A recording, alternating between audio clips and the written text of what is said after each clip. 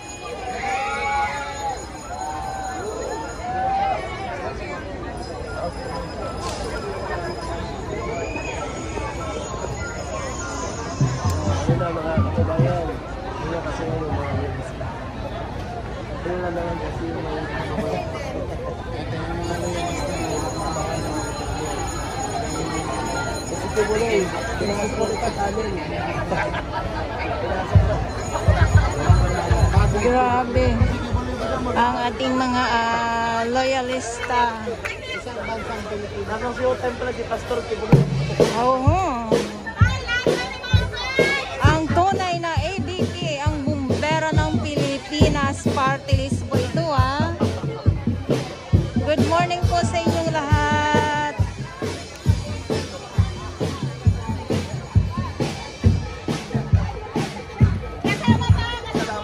una, nagpapasalamat po kami sa buong may kapan dahil andito na naman po ang bumbero ng Pilipinas. Kasama po namin ang aming pong first nominee at ang iba-pang nominee, andito po lahat. Sana po mapagbigyan naman po kami ngayon.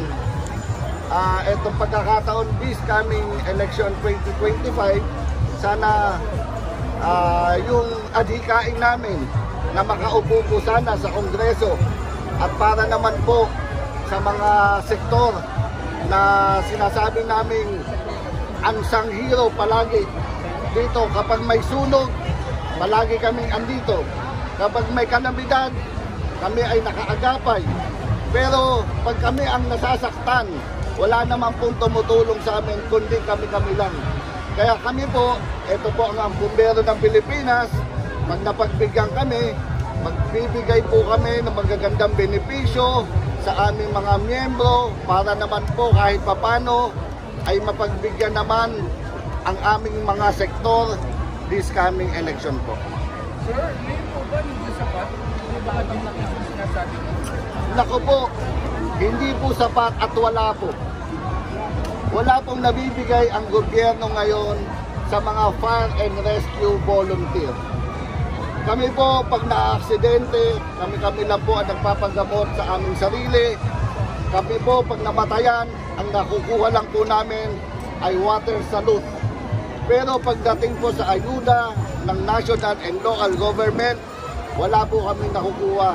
Yun po ang kinalulungkot namin. Pero palagi po kami nakaagapay sa gobyerno, lalong-lalo na po pag may mga disaster dito po sa Pilipinas. Sir, particular po kayong gusto na naibibigay po sa inyo? Ay gusto po namin makapag-ano po kami ng Magna Carta.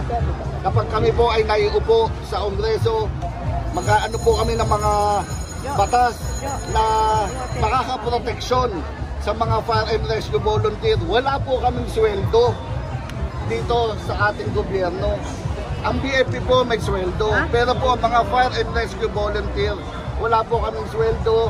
Kami po, bago kami tumakbo sa isang sunog, nag-chip in muna kami para paglagay po ng mga gasolina o diesel sa aming mga fire truck para lang po kami makatulong. Pero kaibahan nyo, di ba, more or less few days, may nagkain din ng kona na about din sa mga bumbero. Ano kaibahan nyo dito?